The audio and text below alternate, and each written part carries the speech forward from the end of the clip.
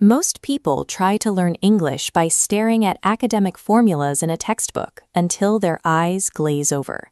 But memorizing a rule doesn't help much if you don't know when to actually use it in a conversation. We're going to try something different.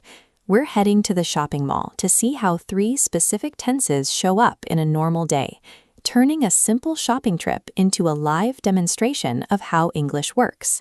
It starts outside the mall entrance. 2 friends, Rahul and Aman, are meeting up. Aman is waiting by the doors, but Rahul is significantly late. When Rahul finally shows up, he offers a classic excuse. Sorry yaar, main late ho gaya. I've been waiting for the cab for 20 minutes. Rahul is using the present perfect continuous tense here. This diagram shows why. The action of waiting started 20 minutes ago, and that thick line represents the fact that the waiting didn't stop until the very moment he reached the mall. This shows that grammar isn't just a list of arbitrary rules. It's a tool that helps us describe the specific way we spend our time, connecting those 20 minutes Rahul spent on the curb directly to the reason he's standing here now. The 2 friends head inside. The mall is packed because of a holiday sale, with shoppers everywhere and music playing over the speakers. They walk into a clothing store, and Rahul immediately starts scanning the racks for something specific. When Aman asks what the plan is, Rahul describes his current action. Main a casual shirt dekh rahu, or in English, I am looking for a casual shirt. This is the present continuous tense. As this pulsing dot shows, this tense is reserved for what is happening at this exact brief moment in time. But then the conversation shifts to the bigger picture. Rahul mentions that he's tired of his old look and says, I have been trying to change my style recently. Aman agrees, noting that he can relate because he has been searching for a good jacket for a while now. Notice how the timeline changes.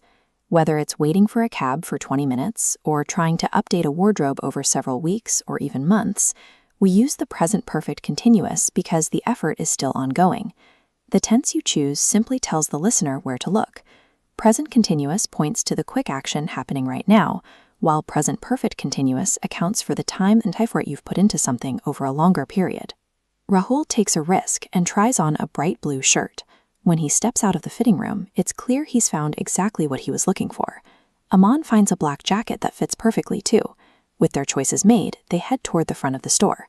They reach the billing counter, the cashier scans the tags, and they pay for their items while the discount is applied. After checking the receipt, Rahul realizes they got a great deal. He says, Humne almost 1,000 rupees save kiye. We have saved almost 1,000 rupees. This is the present perfect tense. The action of saving happened at the register just a moment ago, but it has a clear impact on the present. They have more money in their pockets right now. If Rahul used the simple past, it would sound like the saving happened a long time ago and isn't relevant anymore. But the present perfect keeps that connection glowing. The action is finished, but the result is something they are experiencing at this very moment. This tense acts as a link between what you just did and where you are now, showing how a completed action directly shapes your current situation. Finally, the 2 friends sit down in the food court to grab a coffee and decompress after their successful trip. Rahul leans back and uses the present perfect continuous one last time, mentioning that he's exhausted because he has been walking for hours. Now that we've seen these tenses in the real world, let's look at them side by side to see how they differ. First, present continuous. This is for the right now, what you are doing at this very second. Second, present perfect. This is for the just finished, an action that is complete but still has a direct connection to your current state.